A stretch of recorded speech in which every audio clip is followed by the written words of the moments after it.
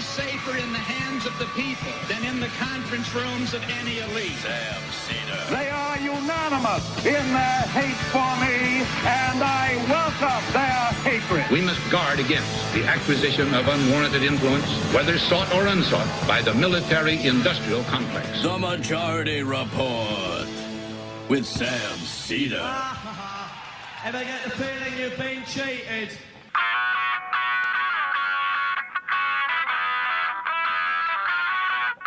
It is Tuesday, September 12th, 2023. My name is Sam Seder. This is the 5-time award-winning Majority Report. We are broadcasting live steps from the industrially ravaged Gowanus Canal in the heartland of America, downtown Brooklyn, USA. On the show today, Marian Schlotterbeck, professor of history at the University of California, Davis, on the 50th anniversary of the U.S.-assisted Chilean coup. Meanwhile, despite a total lack of evidence of hypothetical accusations, Kevin McCarthy is to endorse an impeachment inquiry today. As House resumes an attempt to, its first attempt to work since July recess, government to run out of money in 18 days. U.S. and Iran forge a prisoner for frozen assets deal.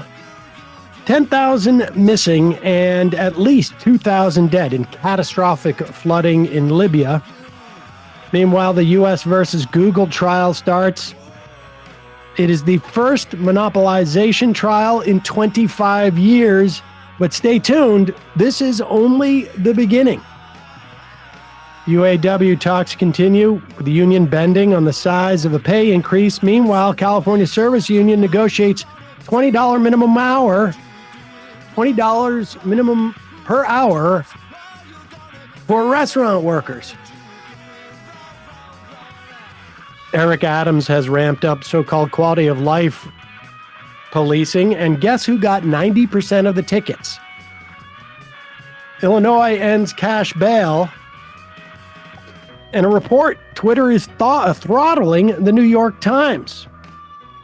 And lastly, it's about 3 weeks too late as far as we're concerned, but the FDA approves a new COVID vaccine.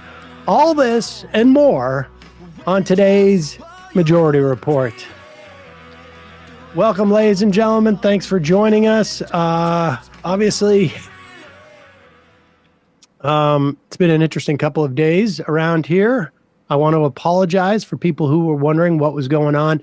We didn't do the best of jobs in terms of communicating. We didn't really.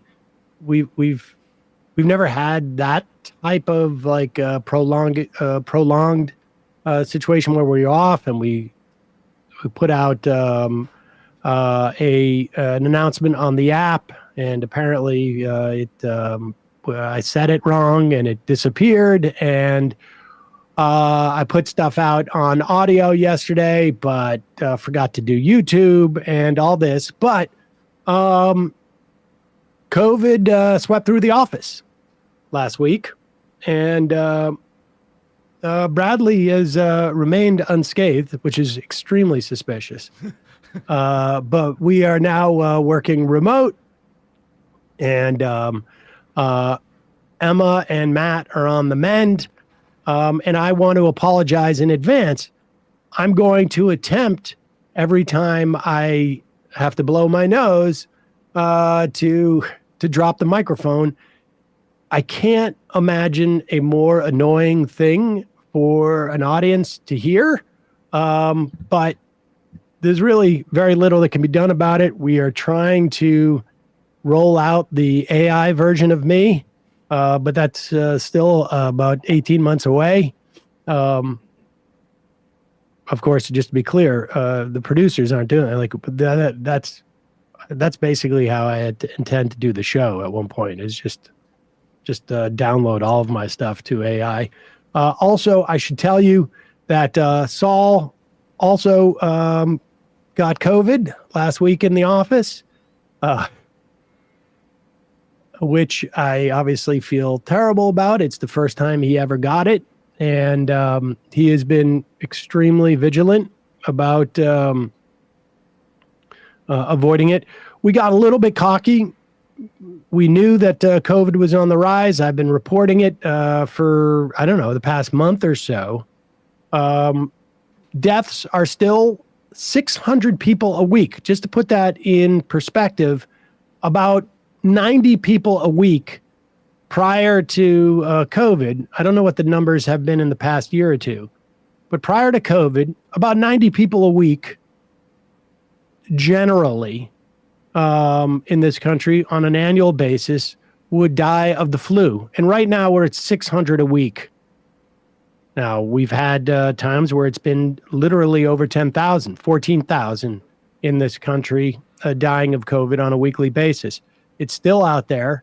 I know for myself, I was waiting for a COVID booster to show up, and they just announced it yesterday. So get this one if you can. Actually, it's moving. The FDA is looking to sort of change this into like an annual thing like the flu. They are, like they do with the flu, they guess what strain is going to be prominent, and then they release the flu vaccine. They're attempting to do something like this with COVID in terms of the different strains. But, probably good practice. Somebody's traveling out of the office. They're going to an event or something like that. They come back, have them mask for a day or two. But live and learn. I'm going to get this booster in a month. In the meantime,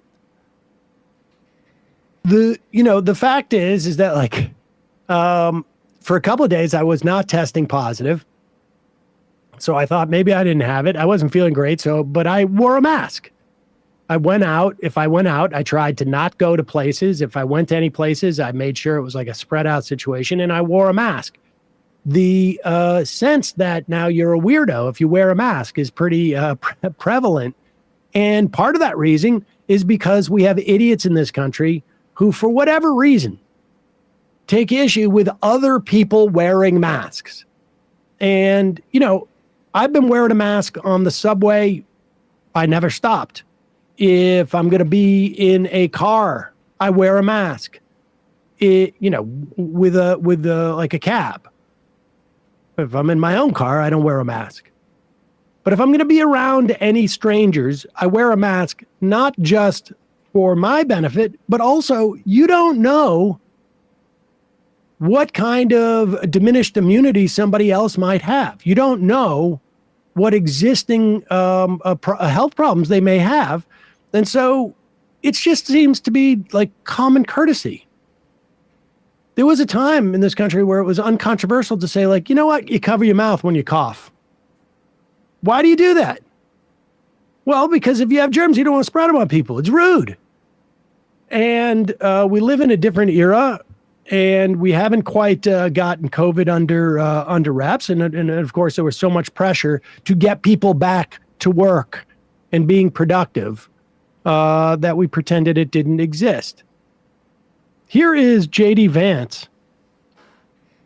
They're desperately looking for something to run on this fall. I should say a year from this fall, because the Republican Party knows, broadly speaking, it's in trouble. Joe Biden may be old, but people don't like Republicans. Here's J.D. Vance trying to create a straw man. All of us have lived through the failed experiment of mass mandatory masking. Today, I want to ensure that we do not subject the American people to this tyranny again for the sake of nothing. We've recently seen a seasonal uptick of COVID cases across the country. This is not something to worry about. I don't like this fact, but COVID is here to stay. Seasonal upticks in a respiratory virus are exactly to be expected. They shouldn't cause panic from our leadership or from our country, and they shouldn't cause us to reimpose a policy that has failed time and time again. Many are now calling to bring back mask mandates and regulate social gatherings. I've heard some of my friends on the opposite side of the aisle say that no one is trying to do this, but let's just recapture and summarize the last couple of weeks. In August, Lionsgate Studio asked its employees to wear masks at their filming facility. Last week, Kaiser Permanente reimposed the requirement for staff and visitors to wear masks at its Santa Rosa, California facility. Schools such as Morris Brown College in Atlanta and even local public schools here in the D.C. area have reimposed mask mandates. Now, it's not just that masks, according to randomized controlled studies, do no good. It's that they can actively cause harm. We know that a generation of school children have suffered significant speech and developmental disabilities because this country panicked instead of using its brain and forced toddlers and small children to wear masks. We cannot return to the failed policies of the COVID pandemic. I'm not mad that we screwed up. I made mistakes. Many people in this body made mistakes. What I do think that we should avoid is repeating the mistakes in 2023. Let's learn from the mistakes that we made instead of just doubling down on them.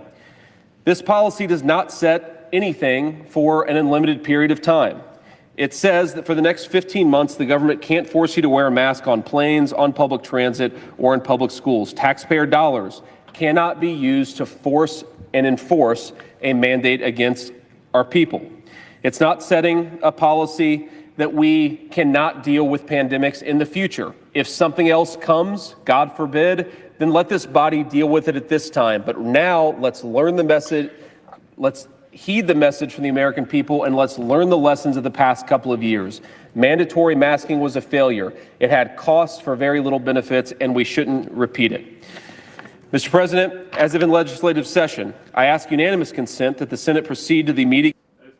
All right. And just to be clear here, he's pushing a law to say that we're going to handcuff the government response over the next 15 months. This is one of the most unbelievably irresponsible things I've ever heard of. And when he talks about, like, nobody's talking about a mask mandate, there's an office, I think it's in Venice, California, at Lionsgate, that because there was an outbreak there, told their employees to wear masks. My bet is that's over already. Kaiser Permanente, a hospital company, imposed one because there was probably an outbreak there. I got news for you. The idea that I wouldn't say, like, if you guys got to come back to work, but no mask mandate, that's just insane.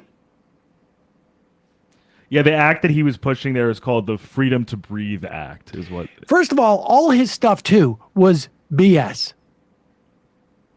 Mask mandates may not work because a-holes like J.D. Vance encourage people to flout them, or that people didn't put them on correctly.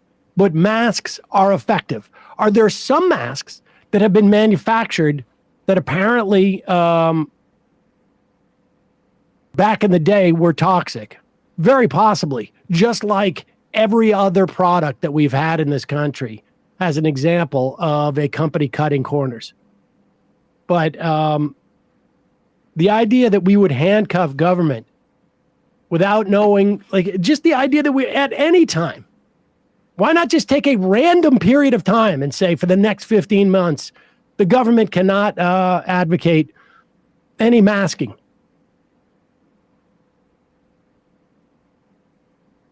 Maybe we have an Ebola outbreak. Nah, I mean, it's just insane.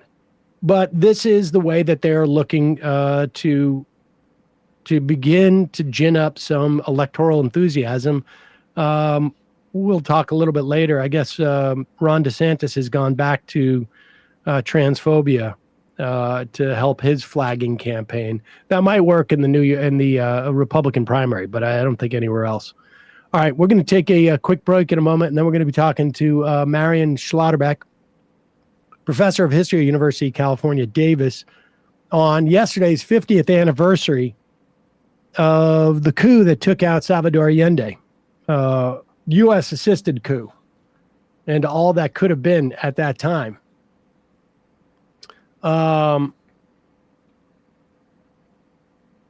Yeah, Goober says on the IM, from now until after the election. Sounds legit. Exactly.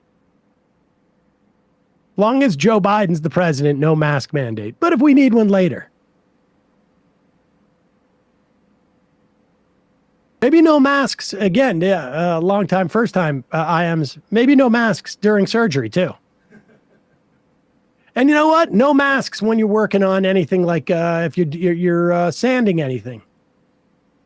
Tell your lungs to buck up. Idiots. Oh, this is a product that I've used in the past, daily for the past 4 or 5 days, at least. This episode of the Majority Report brought to you by Manicura. Oh, let me get to that in a second. Folks, where do you go for health advice? It's not your friends, because they don't know what they're talking about. When you're looking for vitamins that you can trust, there's one name that you need: Ritual. It takes the guesswork out of the vitamin game. Their multivitamin for men is based on science to help fill common nutrient gaps in the diet, level up your nutrient goals. It is an all-round win-win. Actually, I would even add win-win-win. For years, I would go in and see my doctor, and my doctor would always say, your vitamin D levels are low. I told you this last year. And I'm like, I go in, I have my annual physical, I take vitamins for a month, they run out, I never get them again. That's exactly what happened to me for like literally half a decade.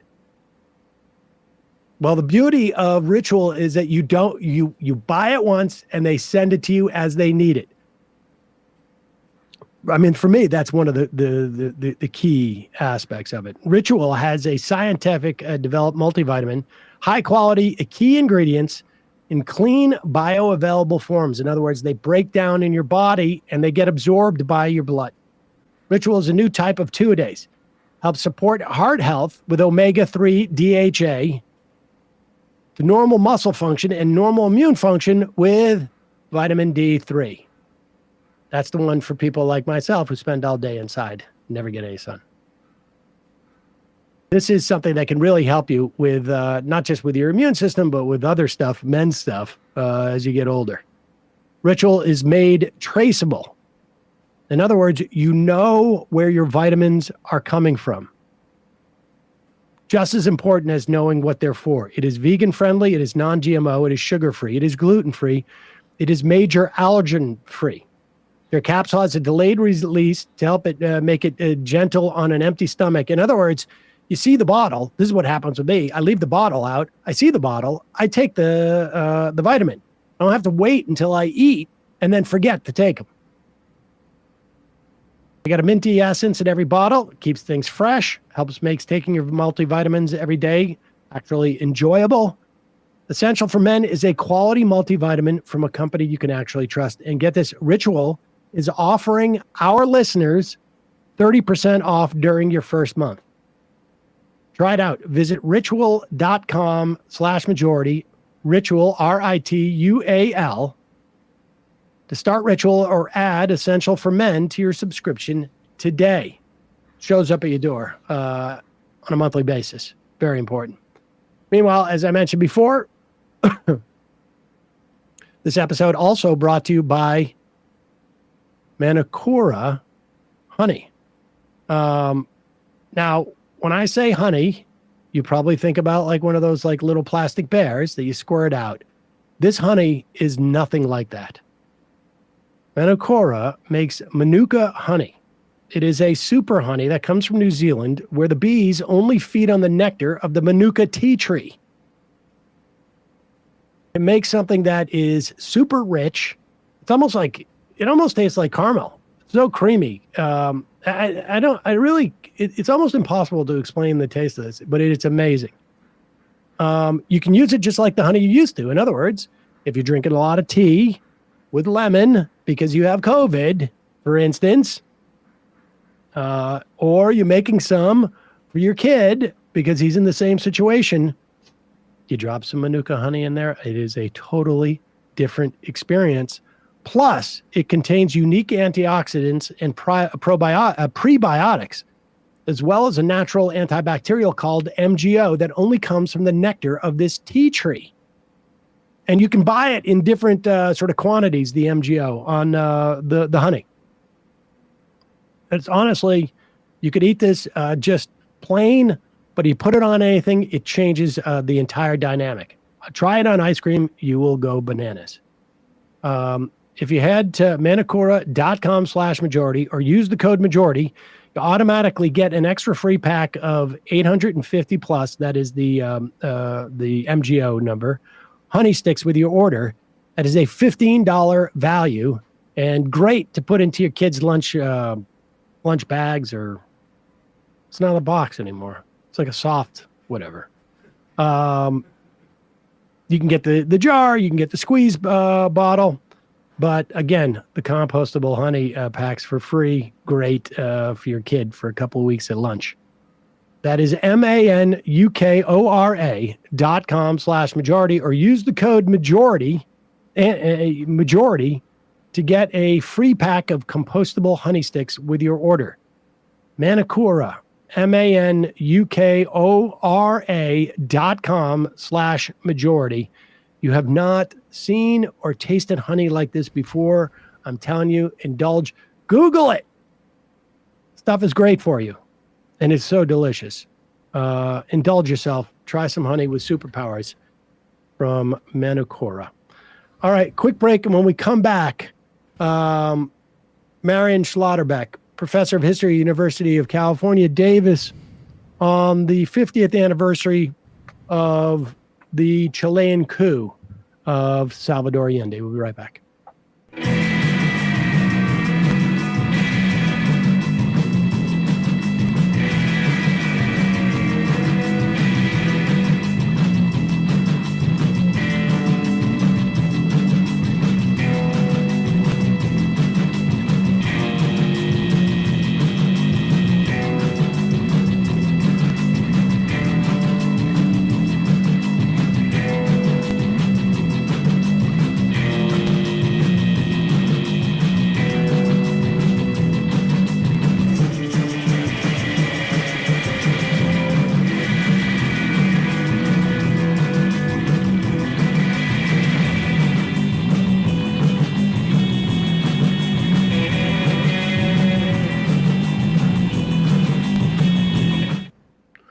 We are back. Sam Seder on the Majority Report. Real pleasure to welcome to the program Marian Schlotterbeck, professor of history at the University of California, Davis, calling in from California on the 50th anniversary of the Chilean coup that essentially ended up in the death of Salvador Allende. That, of course, took place yesterday. When I was a kid in my 20s, that's what September 11th meant to me, was this coup. Let's go back. I mean, I think over the years I have begun to appreciate even more and more what Salvador Allende was doing. I mean, part of this story is obviously American intervention in Latin America, also in Central America, but as I've gotten older, I've understood that a big part of this story was sort of like the what could have been in terms of like, give us a sense of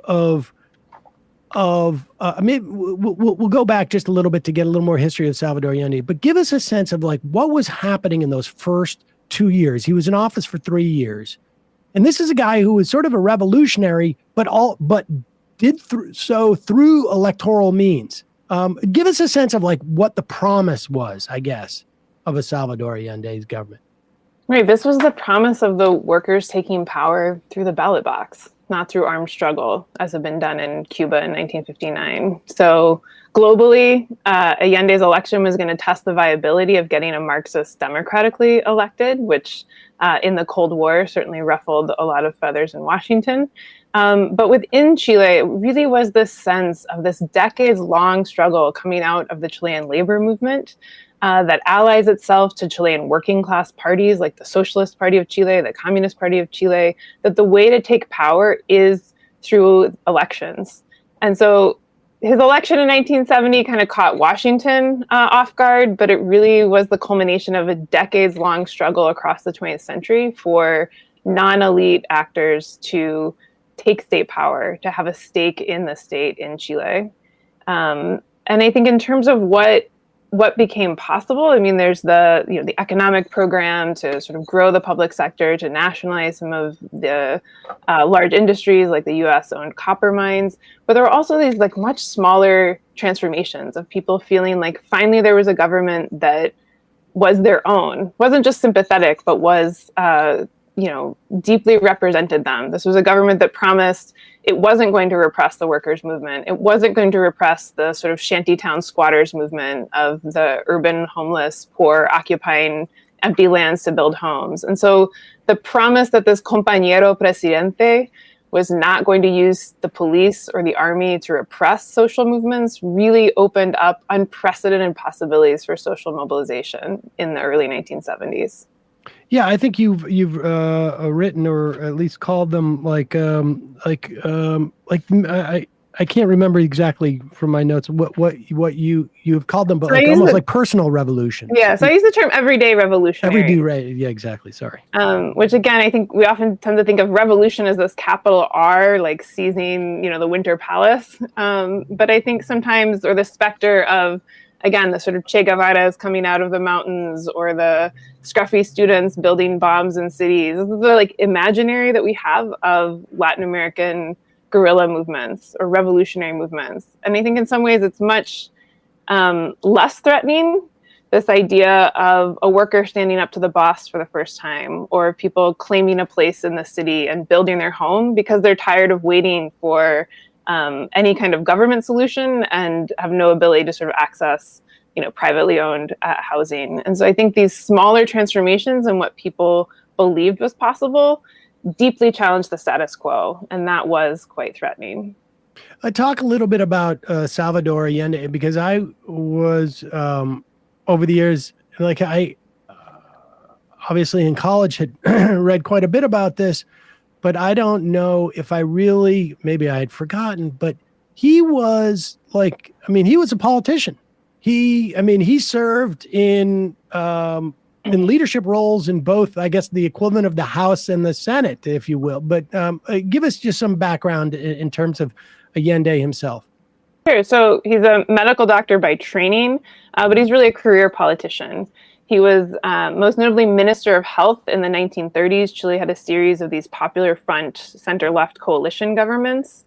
And, that's really where he advances this idea of a state that has an obligation to provide for its citizens, that the sort of poor health of Chile's majority, the sort of urban working class, really was a national security concern, that something had to be done about this.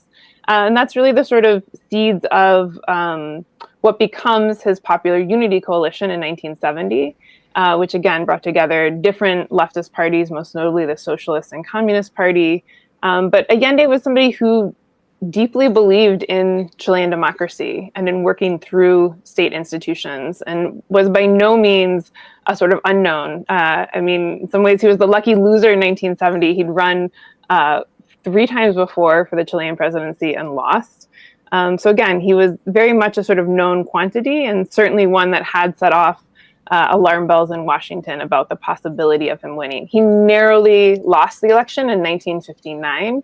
And, one of the great what ifs of sort of Chilean history is, had he been elected before the Cuban revolutionaries seized power, would Washington have had the response that it did in 1970? Or would it have just been, the sort of his presidency and electoral program would have unfolded under very different circumstances? In other words, the paranoia that permeated the Washington sort of, I guess, national security state would have been, theoretically, could have been less. Right. And he could have had an opportunity to sort of like, to grow these policies. What was in the run up to, in that era, what was the involvement of the United States in Chilean politics, I guess, particularly following the Cuban Revolution? Sure. So, the imperative after 59 is avoid another Cuba at all costs. And so, Kennedy launches this Alliance for Progress, which was a sort of massive policy agenda towards Latin America that was really going to sort of grow the middle class. improve living standards throughout the region to stave off the appeal of a communist revolution. And the Christian Democratic Party in Chile, the sort of centrist, anti-capitalist Christian party, was one of the prime beneficiaries of this policy from Washington. The U.S. directly the CIA essentially operated as a sort of super PAC, getting Eduardo Frei elected in 1964, in running a sort of not just funding his campaign, but funding a massive anti-Allende, it was called the Campaign of Terror, was actually the official name of it, just running these political ads that would show sort of Soviet tanks superimposed on the streets of Santiago, saying, if Allende's elected, this is what's coming for you, playing on sort of gender fears that, daughters would be sent off to, Russia for re-education, that these communists would come for your children. And so, again, in 1970, Allende's election really represented the failure of a decades-long strategy out of Washington to keep him out of office. And in fact, his election in September 1970 is not really where, did not necessarily deter or derail U.S. plans to keep him out of office. Right. Wasn't Allende and Frei, weren't they friends at one point and then had a falling out, I think, around that campaign? Is that right? I mean, there were colleagues. I think, the Christian Democratic Party itself was pretty heterogeneous. It was this new party in 1957. So in some ways, a bit of an unknown. It was very much an outlier that it wins the supermajority in the 1964 elections. But different sectors of it split off and formed their own parties. So there are these two different sort of breakaway Christian Marxist parties that leave the Christian Democrats and actually join Allende's coalition. So I would certainly say, by 1972, 1973, Frei and Allende were certainly not close or not allies by any means. Frei is very much part of the sort of rightward shift within the Christian Democrats that's kind of openly courting military intervention. So Allende wins in 1970. And we should say there was just more papers from the United States declassified in the past 2 or 3 weeks, I guess it's been. Largely, or at least, it was in the works, I think, but to a big part, a congressional delegation went down there led by AOC to sort of encourage this. I have not read into those. I'm sure that you have. Give us a sense of how surprised was the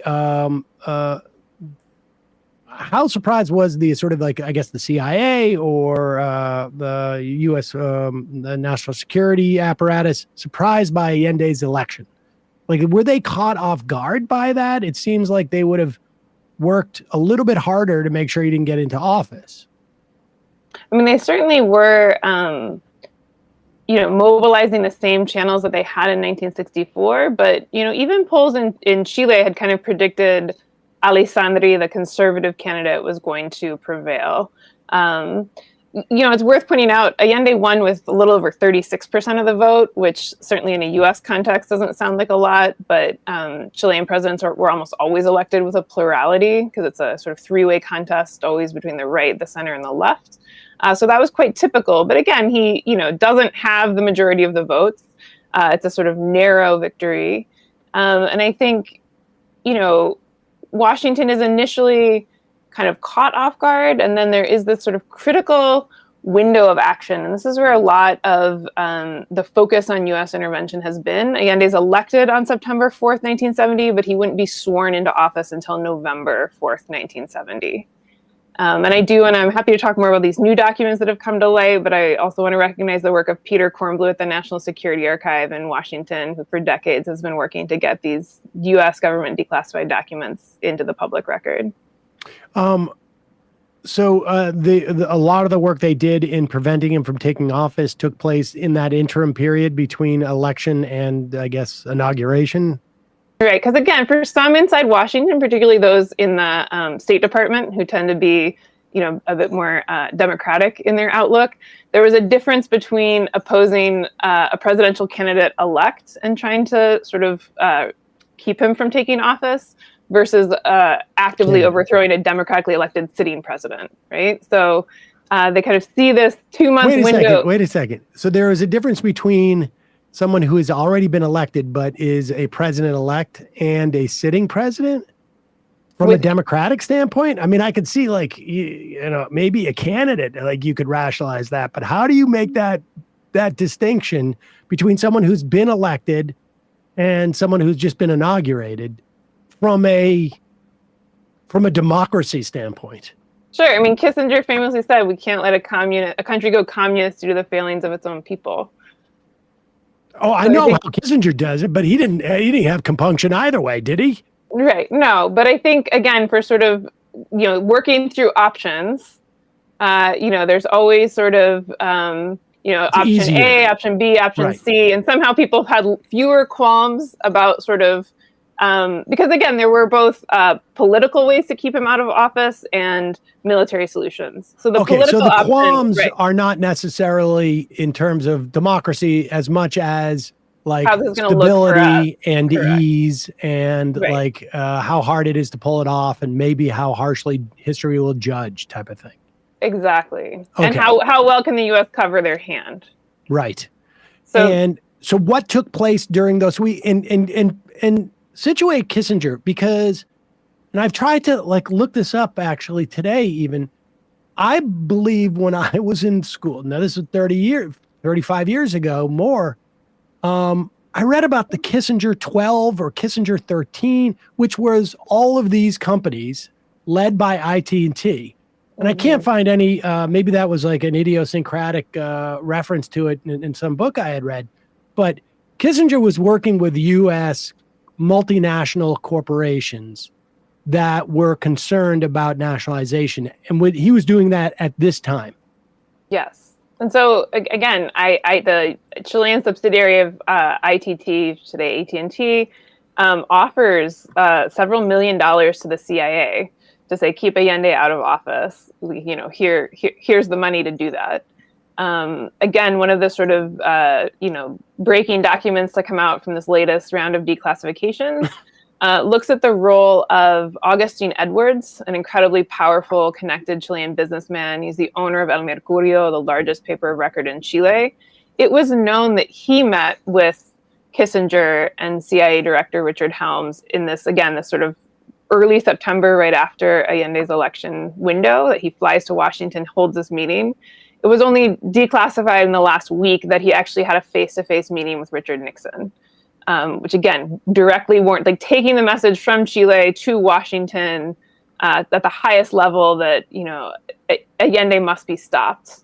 And, you know, as it turns out, just sort of 6 hours after that face-to-face meeting with Chilean businessman Augustin Edwards, Nixon gives that famous directive to make the economy scream, that he essentially orders, you know, put the best men on the job. We've got a 1 in 10 chance of saving Chile, but cost is no issue.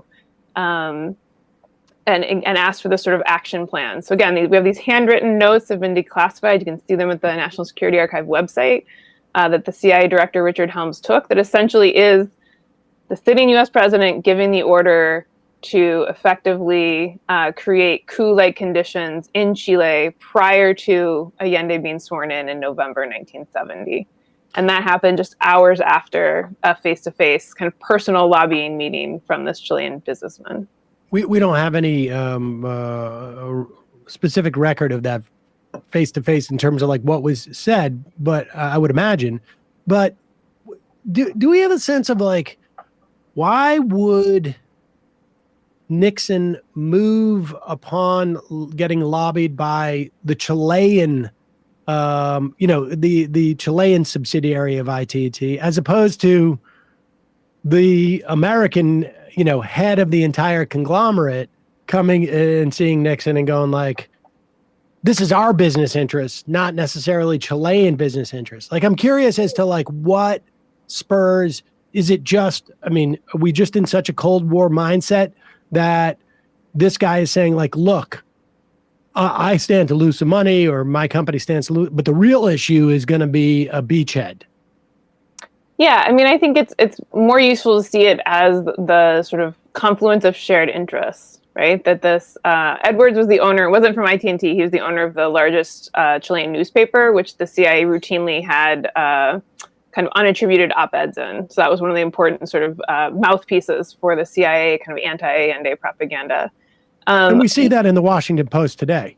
I'm joking. Sure. I'm joking. So I think that, what we're seeing is, yes, there were U.S. business interests in Chile, principally ITT and the, Kennecott and Anaconda copper mines in northern Chile. But I don't think those were really, it's not on the scale of like the United Fruit Company in Guatemala in '54 with the overthrow of Arbenz. Like there would not have been a destabilization of the U.S. economy had Allende nationalized those industries. It really was the sort of threat of this alternative model in the midst of the Cold War, that you could have, you could remain politically democratic while moving your economy, in socializing the economy, sort of expanding the public sector. And so you don't have to commit to Soviet communism, and you're not liberal capitalist democracy. And I really think, again, within the declassified record, we have Kissinger sort of saying these things. It's the threat of the model that the signal that Allende would send to the world that this was a viable third way.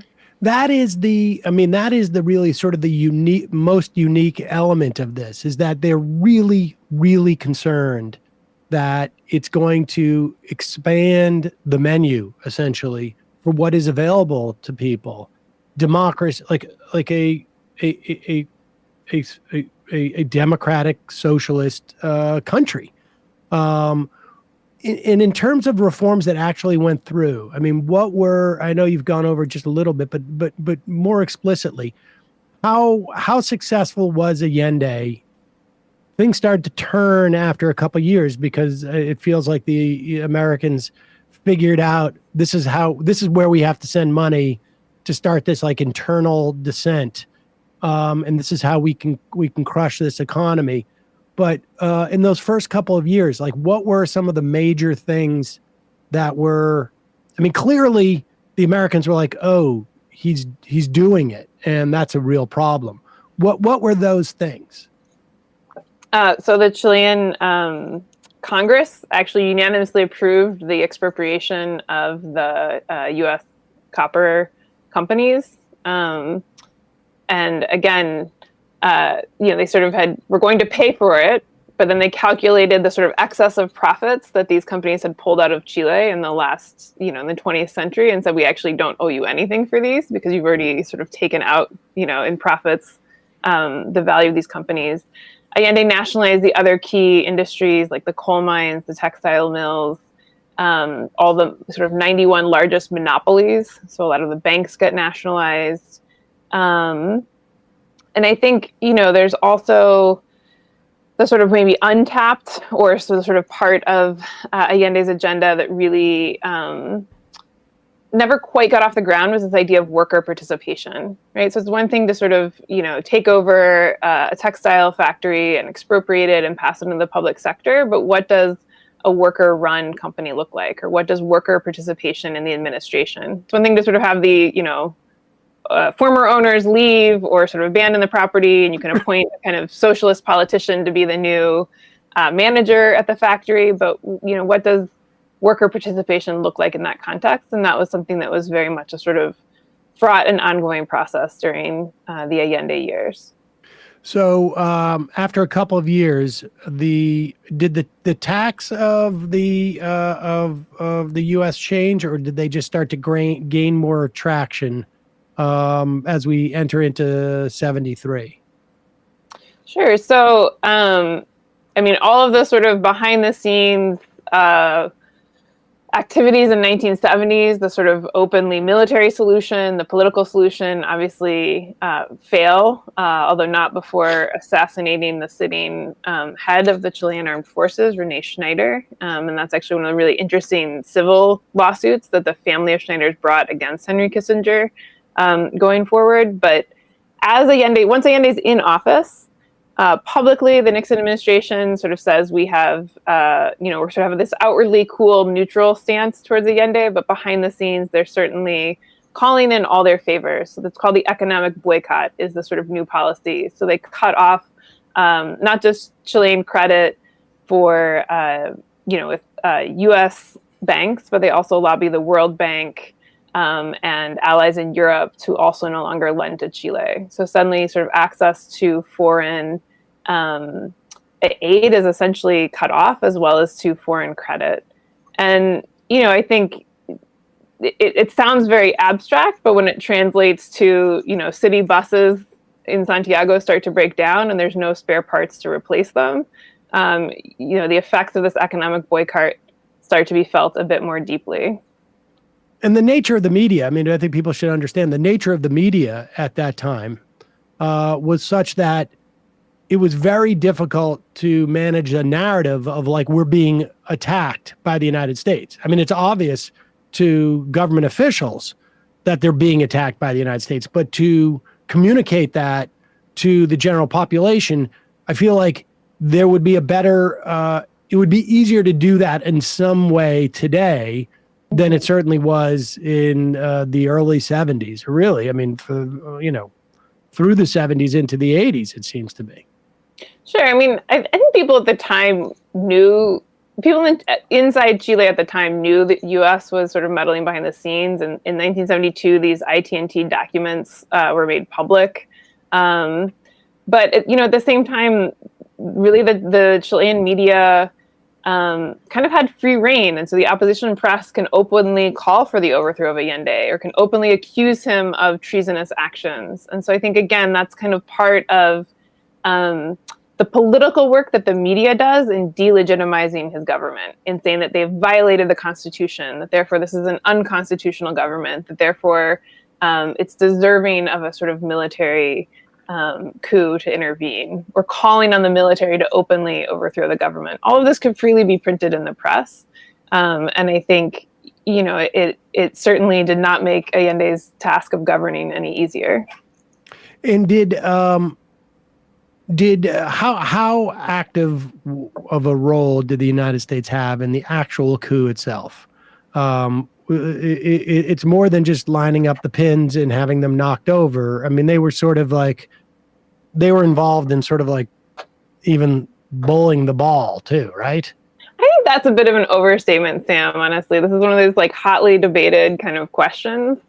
To this day, Nixon's presidential briefing on Chile on September 11, 1973 is completely blacked out. It's never been declassified. That's part of what this congressional delegation that AOC was a part of is now asking the Biden administration to say, look, it's been 50 years. Can we finally just declassify the full record? Like, what secrets really are there left to hide? I think, one of the incredible documents that is out there are these telcons, the telephone recordings that Nixon famously recorded. So we have the phone conversation. I think it's, from September 12th between Kissinger and Nixon, where they're sort of talking about college football. And then they switch and say, did you hear about what happened in Chile? And, they kind of say, of course, our hand doesn't show. But, I think the sort of the most telling part of that conversation, again, it's at the National Security Archive website, is that, they're essentially saying, well, Allende was a Marxist. He was a son of a bitch. And forget about just being a Marxist, he was anti-American. And so again, this sort of sense of it's less like what his politics were, and that his politics were opposed to the interests of the U.S. government. In terms of the actual military action on September 11th, 1973, that was the Chilean armed forces. But I think, balancing kind of Chilean agency with U.S. intervention, is kind of an ongoing and interesting kind of question to debate. I think it's certainly accurate to say the U.S. government of Richard Nixon, actively opposed the Allende administration, did everything possible to create coup-like conditions or sort of coup-like climate to sort of destabilize the country economically, to encourage political opposition to organize, providing funding for that. And they certainly were incredibly fast to recognize the legitimacy of the military junta that seized power on September 11th, 1973. And then the coup is led, or I should say, essentially Augusto Pinochet becomes the dictator of the country, and it helps to sort of, I guess, rebuild the economy. Gets help from folks from University of Chicago, right? This is where Milton Friedman and sort of this is the libertarian paradise. I mean, there's a real, it seems to me, analogy in some sense of like what we tried to do with Iraq after decapitating its leadership, and then bringing in a bunch of people from Heritage Foundation and to sort of create a free market paradise. It didn't work so well in Iraq. What happened in Chile? Sure. So again, what I think is kind of fascinating about this experience is the amount of collaboration between certain sectors in the U.S. and Chileans. So there's this whole cohort of young Chilean economic students from the Catholic University who go to the University of Chicago in the 1960s. They're closely mentored by Arnold Harburger and Milton Friedman. They come back to Chile, put together this economic policy plan, and give it to the sort of conservative candidate in 1970, who basically laughs them out of the room. Says this is ludicrous. Like, nobody will ever vote for this. And so again, they're sort of there incubating in the university, and again, the sort of conservative Catholic university in Chile, and the opportunity to present this economic program comes about precisely because of the military coup. And again, in terms of historical contingencies, there were, different factions within the military. Some wanted a more sort of populist kind of state-involved model of governance. And then there's sort of this more hardline wing that's looking for, a complete counter-revolution, if you will, to sort of reconceptualize the relationship between state and society, and that's the side that ultimately prevails. And sort of in 1978, 75, and then to a greater extent in 78, 79, Chile really embarks on this radical restructuring of the economy, precisely because there's no political dissent, right? There's no elections, there's no political parties, there's no labor unions.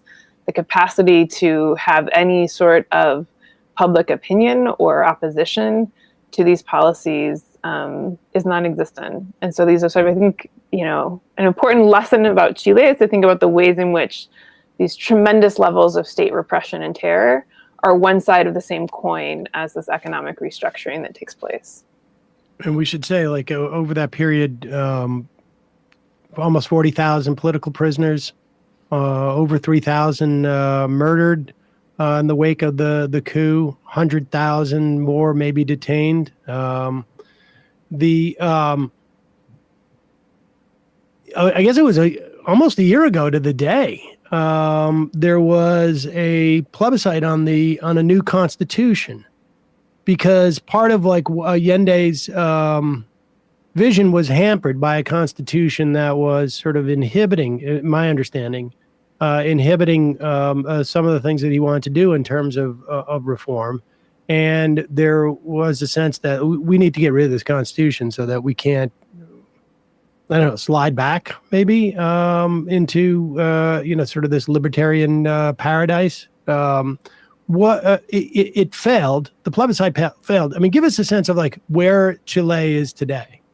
Sure. So in October 2019, there's the start of these massive protests in Chile. It's sparked by sort of a couple cent increase in the metro fare in Santiago, but really touches off this much deeper protest against both the sort of sitting political class of elected officials, as well as this economic and political model that had been inherited from the dictatorship. So the actual constitution on the books in Chile today is from 1980. It's not a legacy of the kind of Allende era. It's a Pinochet document that really was written by this neoliberal ideologue, Jaime Guzman, and really was the enshrinement, the institutionalization of the neoliberal economic restructuring. So they sort of have the economic shock therapy in the 70s, and then it's time to make this transformation permanent with a new political charter. So that's the 1980 Constitution. I mean, among things that are in it is like the right to profits in education as like a enshrined as a right, not the right to sort of quality education, but the right for the private sector to profit in education. And, that's still Chile's constitution today, 40 some years later. It's been amended here and there since the 1990 transition to democracy, but, a lot of people by 2019 were really fed up with this political class that there had been, nearly 30 years since the transition to democracy, and this was still the country's foundational document.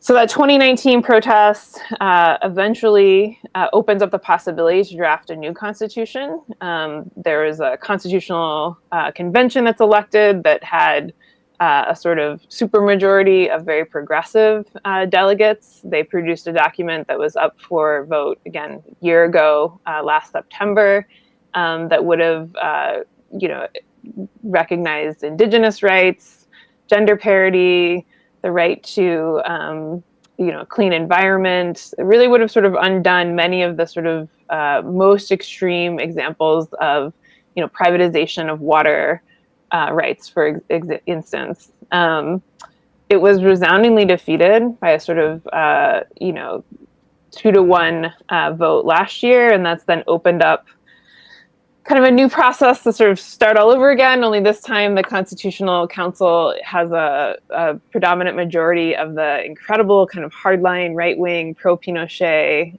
Republican Party of Chile.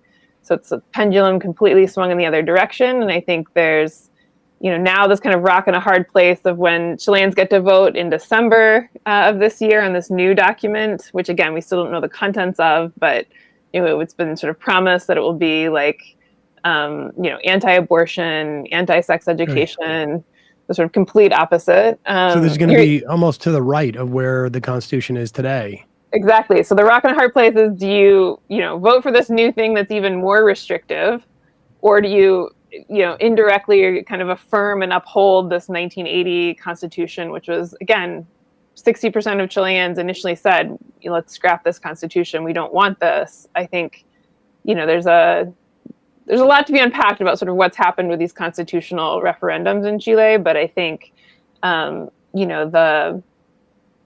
challenge of kind of political time and political processes move at a different pace than social movements. So when you have 500,000 people in the street saying, we're not happy with the status quo, right? We're not happy that we're, indebted for our education for the rest of our working lives, that our, grandmothers can't afford to live any place, can't afford to buy food, that, all of these systems in terms of healthcare, education, housing, all of these things have broken down, right? And I think, but the capacity to create a kind of institutional solution that sets deadlines of, in 6 months we'll elect constitutional delegates, they'll have a year to draft a constitution, then we'll have more time to debate it, then we'll have to vote on it, really kind of takes the wind out of the sails of these movements that, right.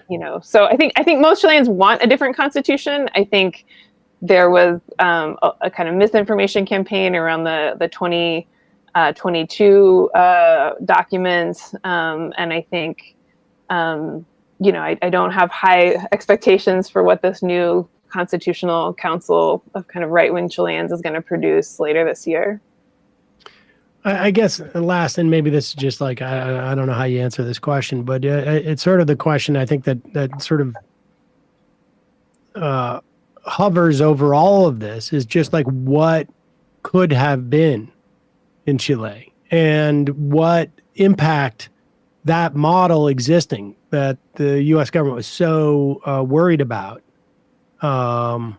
what impact that the existence of a fully democratic socialist government functioning in a country like Chile would have had.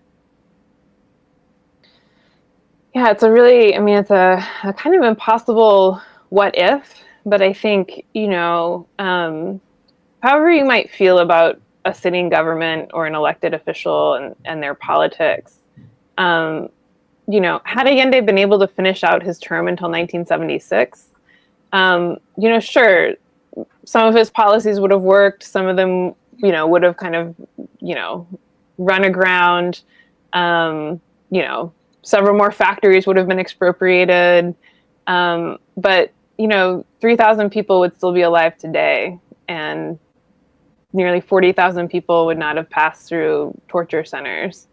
And so I think it's just the sort of the human cost of what that military coup left behind really is a debt that can never be repaid, but also a debt that hasn't been settled yet. That really is very much a kind of open wound in Chile. And so I think, that sort of to sort of take away the possibility of kind of legitimizing the coup as a valid solution, right? Of saying, for so long it was sort of, well, things were so bad, like the coup had to happen, or it was the sort of the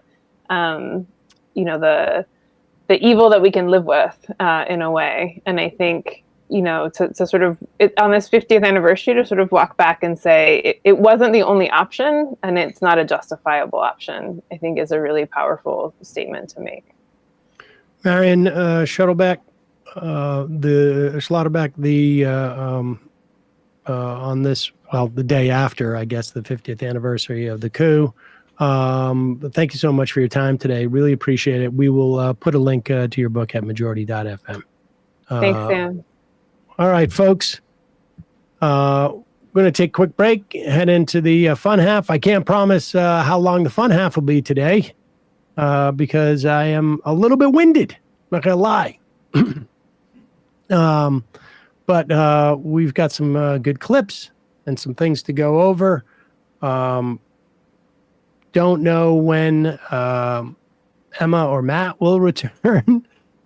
But I can't imagine I'm going to get any worse than I am today.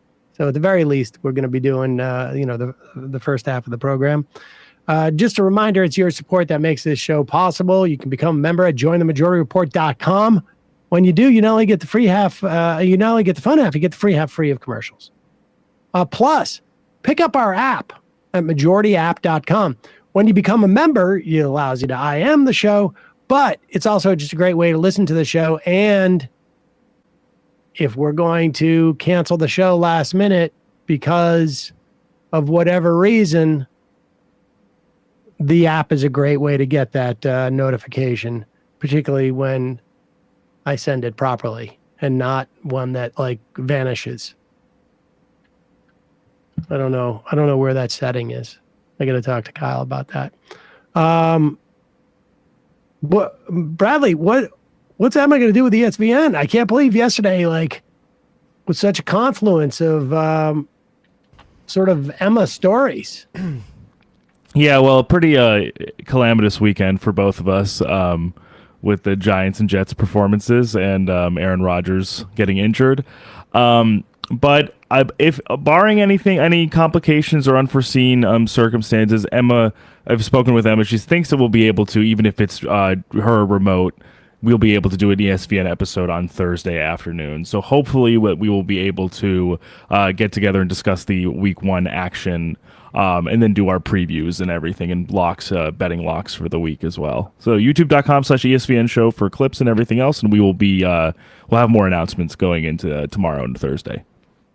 Her BFF, Aaron Rodgers, out for the season. Is he out for the season now? Yeah, they just confirmed it. Yeah. Oh gosh. Yeah. What do you have? 5 plays? It was 4 plays. Yeah, 4 plays. Oh my God. Yep. So, what he's gonna get ivermectin treatments? He's right. He's gonna do his own research. He's right. About how to repair his Achilles tendon. Yeah. I wouldn't trust the medical establishment for something like that. Also, check out Left Reckoning. I don't know what do you have a sense of what Matt's doing with that? Yeah, let me see. just double check here. I'm sure Griscom will be on. So, David did a stream a few days ago just to, take questions from chat. And they also, before that, would discuss the Ken Paxton, Texas impeachment trial, and also spoke with they also spoke with Robert Sfarla about tech surveillance. So youtube.com/Left Reckoning for more of that, and patreon.com/Left Reckoning to access the post game. folks, we're going to take a quick break. See you in the fun half. I may or may not take phone calls at 646-257-3920. We'll see you in the fun half.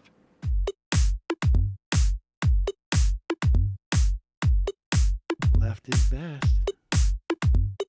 Jamie and I may have a disagreement. Yeah, you can't just say whatever you want about people just because you're rich. I have an absolute right to mock them on YouTube. He's up there buggy whipping like he's the boss. I am not your employer. I'm tired of the negativity. I'm sorry, I didn't mean to upset you.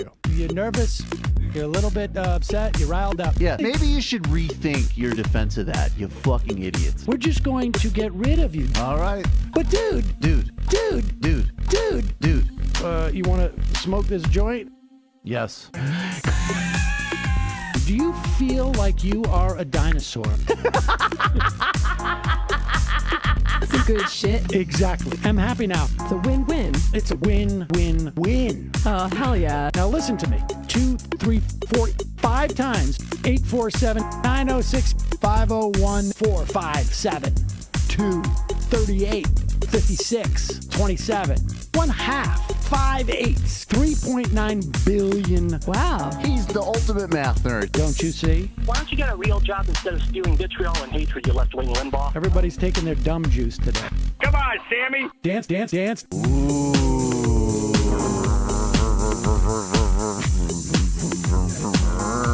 Rand Paul. I had my first post-coital scene with a woman. I'm hoping to add more moves to my repertoire. All I have is the dip and the swirl. Fine, we can double dip. Yes, this is a perfect moment. No.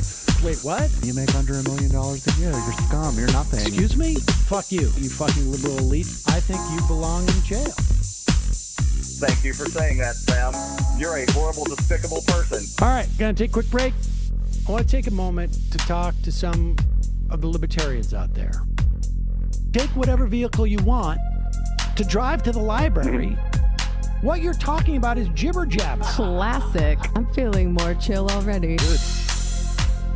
Donald Trump can kiss all of our asses. Hey, Sam. Hey, Andy. You guys ready to do some evil? Hitler was such an idiot. That guy might be a Nazi. Agree. No. Death to America. You. Yes. Wow. Wow, that's weird. No way! Unbelievable. This guy's got a really good hook. Throw our hands up. Ooh. Wow. But Sam, I gotta get off. No worries. Let's. I want to just flesh this out a little bit. I mean, look, it's a free speech issue. If you don't like me, Hey, shut up. Thank you for calling into the Majority Report. Sam will be with you shortly.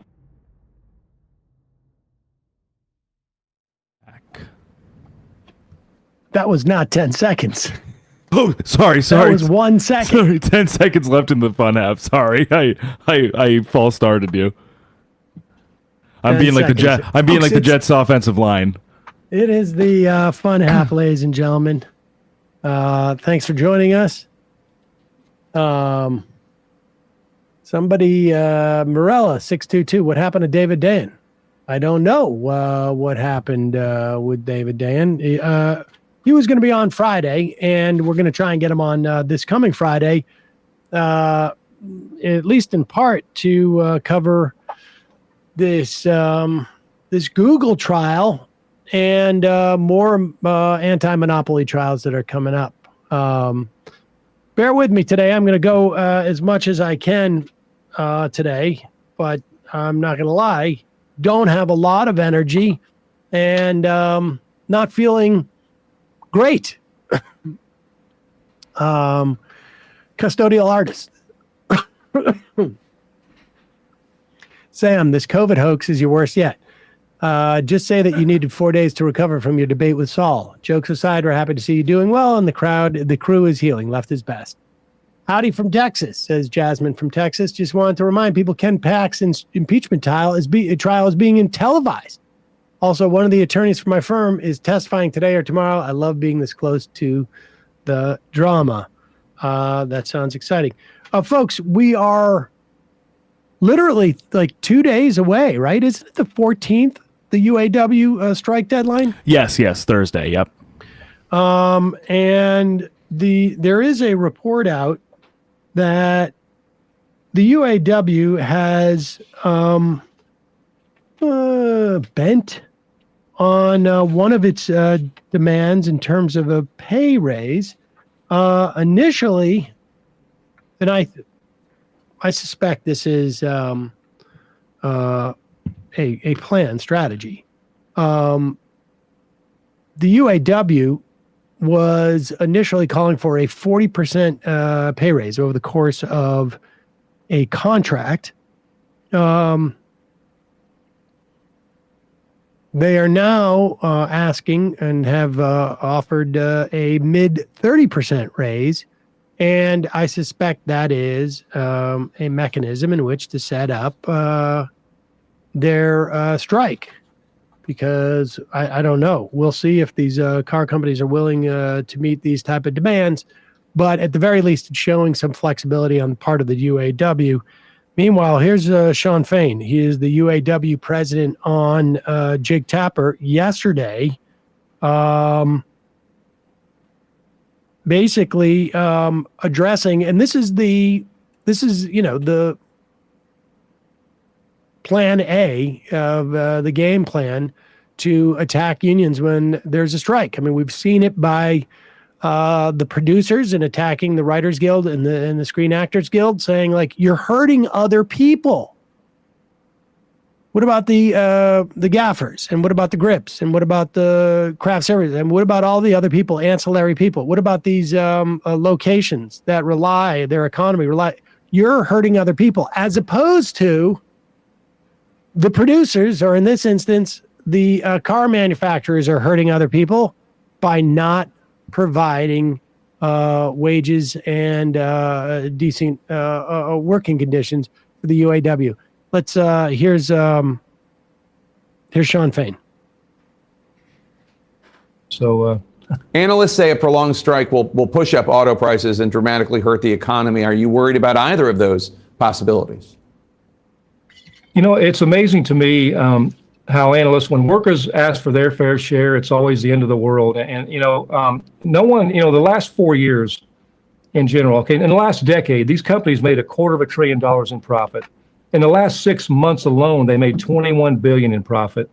In the last 4 years, the price of cars went up 30%. CEO pay went up 40%. No one said a word. No one had any complaints about that. But now, God forbid that workers actually ask for their fair share of equity in the fruits of the labor and the product they produce, and all of a sudden it's the end of the world. So, if the talking heads, the pundits, the companies want to say that, if we strike, it can wreck the economy. It's not that we're going to wreck the economy. We're going to wreck their economy, the economy that only works for the billionaire class. It doesn't work for the working class. Hear that, analysts? All right. It's great to see a union leader on national television talking like this.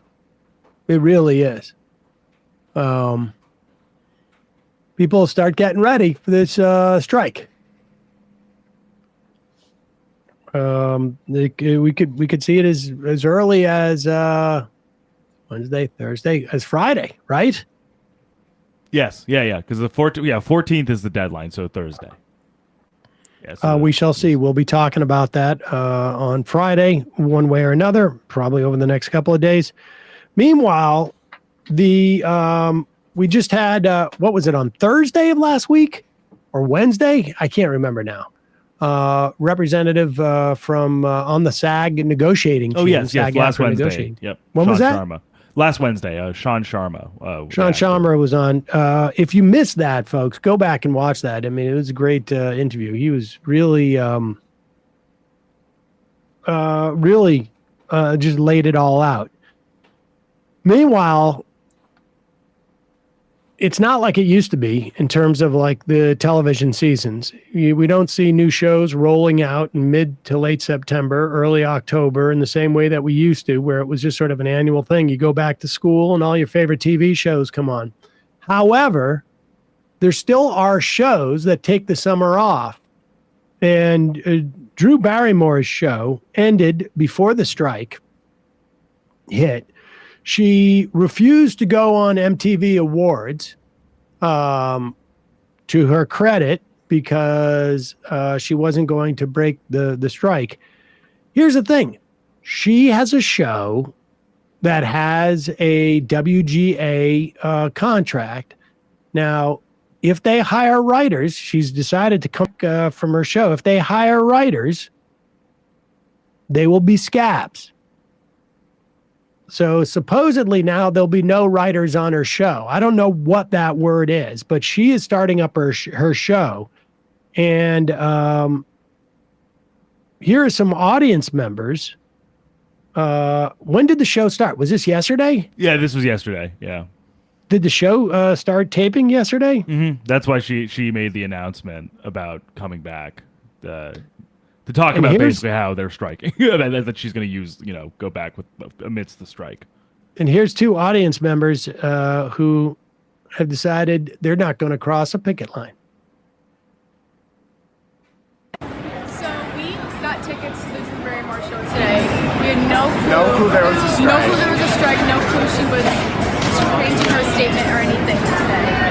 And we showed up and we saw the strike, and we were given pins. We took our little buttons. Yeah, this is what got us kicked out of the Drew Barrymore show. We were kicked out in the middle of everything after signing Verbally it. assaulted by her security officer.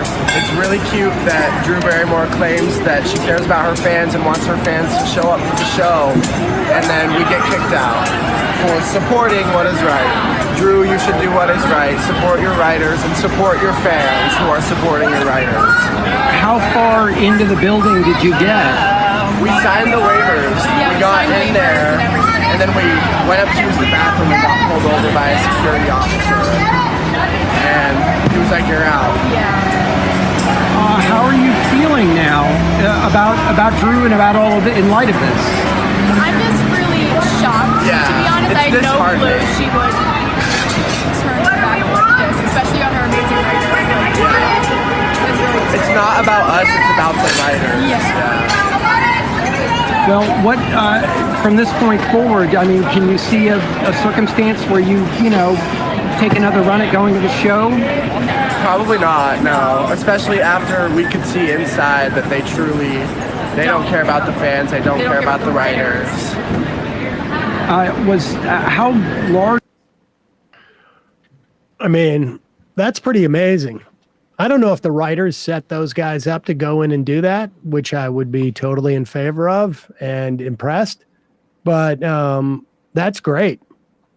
Well, it also goes to show that there was some reporting around these two that they I think they alluded to it in the clip, but they were like, we didn't know about this prior to going. They saw it, they were like, oh, like, yeah, like we would, of course we support them. And then thinking obviously that maybe Drew, the person that they were going to see, would also feel that way. They get removed from her audience for having a button on. I think it almost like this is probably a moment for them to realize, oh, wow, like I'm actually seeing that power imbalance happen in real time. Like that's probably changing their consciousness in some way just by experiencing that if they didn't know about it beforehand. Yeah, I mean, it's really, I think it's easy for us to forget that people aren't aware of these things in the same way. And frankly, I mean, if you had asked me, does Drew Barrymore have a WGA show? I would have been like, Drew Barrymore has a show?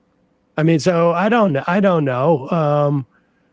know who show, but good for them. And that's, obviously why you pick it, because she's going to feel this pressure. And, boy, I hope they don't have any folks in there who are scab writing. That would be bad. That would be bad. Let's go to the IM, Western Mass Human.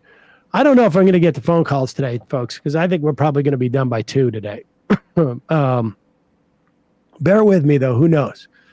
Hi, Sam. Newish member here. As a fellow Massachusetts person, I just wanted to comment on a candidate running in the mayoral primary today in Springfield, Mass. Current mayor has not had any robust challengers in years. Jesse Letterman is a candidate running against him. I followed him for years. He got to start young, fighting for a biomass plant that was slated to be built in Springfield, and went on to run for city council, losing the first time and running again. He's now completing his third term. He endorsed Sanders in 16 and 20. His record is impressive in taking initiative after initiative, including establishing fair labor practices and residency requirements for any new public construction projects. The platform includes creating municipal bank and municipal fiber network. He has done a great job crafting a message that can reach residents of a small city and building coalitions. Whether he wins or loses today, I think he'd be a great guest on the show to discuss the politics of smaller cities and progressive initiatives in smaller cities. That might be a good idea. Let's keep our eye on that. I mean, Springfield's no Worcester, but it's like the boonies. Springfield has had a rough time, without a doubt, over the years. When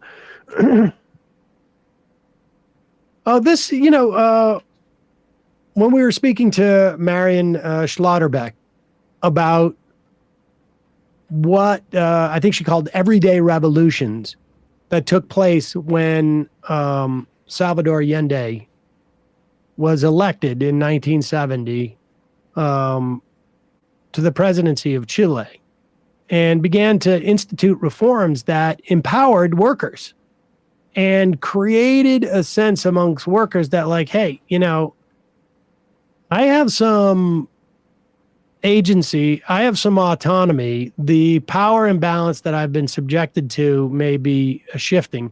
I mean, we're seeing that in this country today.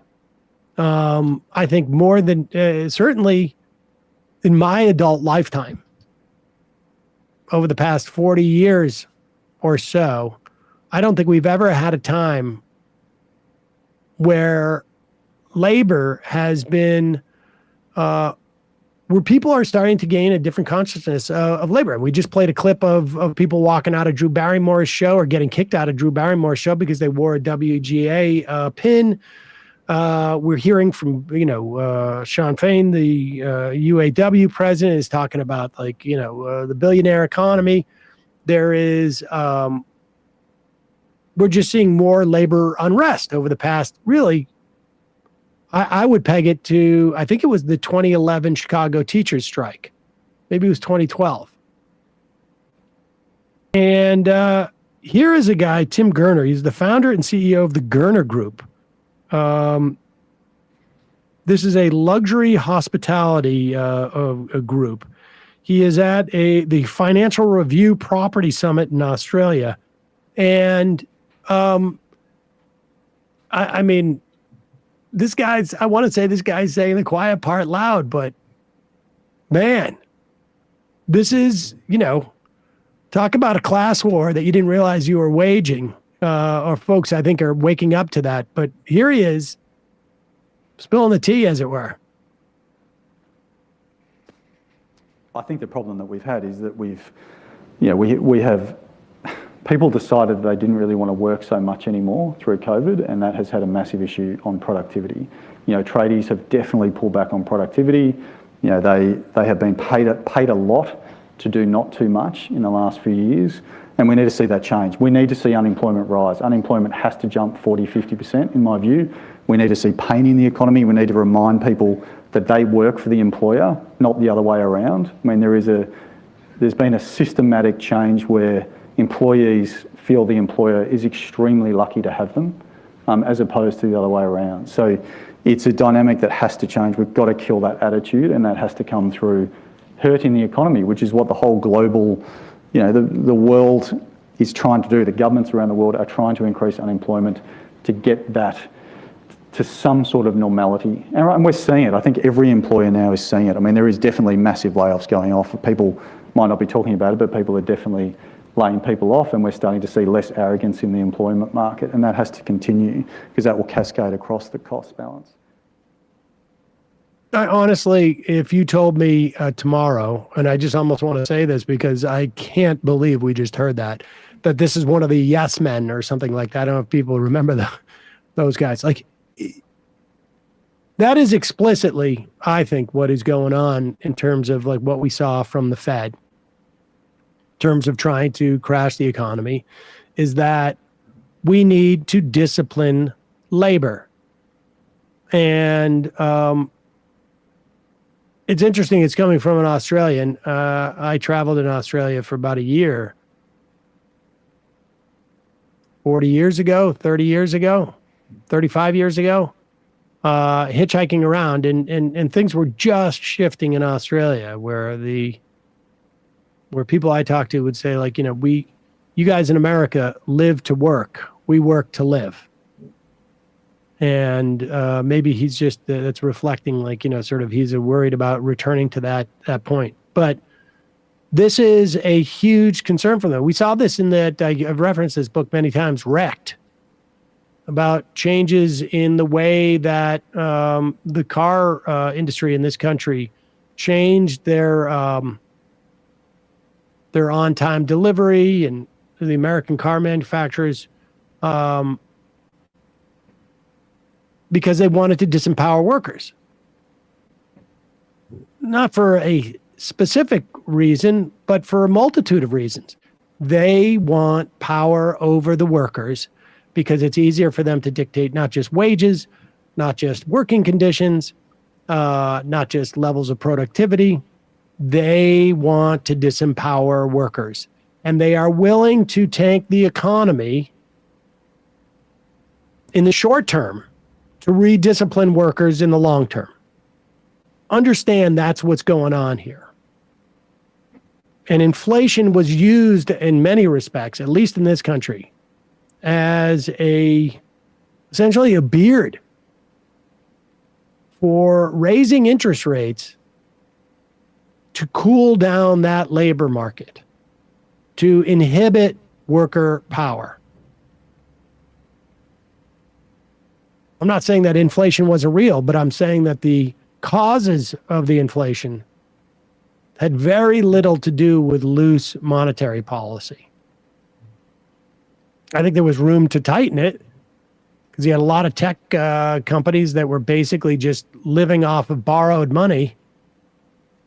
But tightening it to this levels, when you're already seeing a diminishment of the rate of inflation, which was clearly, at least largely, a function of logistics and corporations basically price gouging. What you're seeing now when you see any type of like notion of raising rates is a way to hamstring the economy so as to undermine worker power. That's it. That's it. Amazing that guy was basically rolling that out. That's amazing. All right, I may take a couple of calls. Oh, wait. I don't need to. We're already in.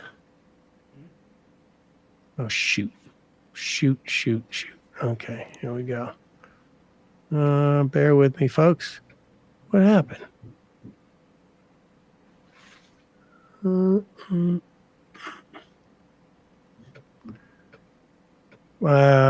Give me 1 second.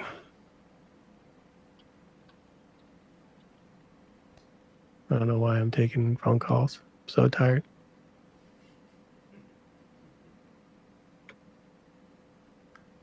Okay. 646-257-3920 is the number. 646-257-3920 is the number. I don't know if I want to get into this Tim Scott's girlfriend lives in Canada type of thing. That's pretty amazing. And I honestly don't know if I have the energy to go into the Cornel West thing where Jimmy Dore was basically telling Cornel West how to run his campaign. I have still contemplated like having candidates on,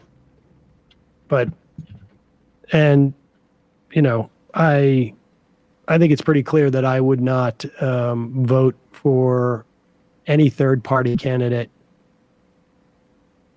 I'm sure there are circumstances, but I don't know what they would be. When I have in the past, to be fair, you know, during the 2000 election, but I would not vote for a third party candidate in a swing state. And largely, I think a lot of these third party candidacies on a presidential level are just, I'm not sure I get the point of them. I certainly would be interested in a primary candidacy where I could vote in a primary. I don't know that we really have the candidates this year, but well, let's wait for everybody else. Maybe we can do this later in the week with Cornel West. It was really just unbelievable, frankly. Aside from the sort of like, I want to call it a class reductionist position that Jimmy Dore has, but let's be honest, folks. He doesn't know what he's talking about. Saw part of that interview. He had to read it off. Somebody wrote it out for him. What he was. I mean, the guy has no ideology, unless it is depositable in his bank account.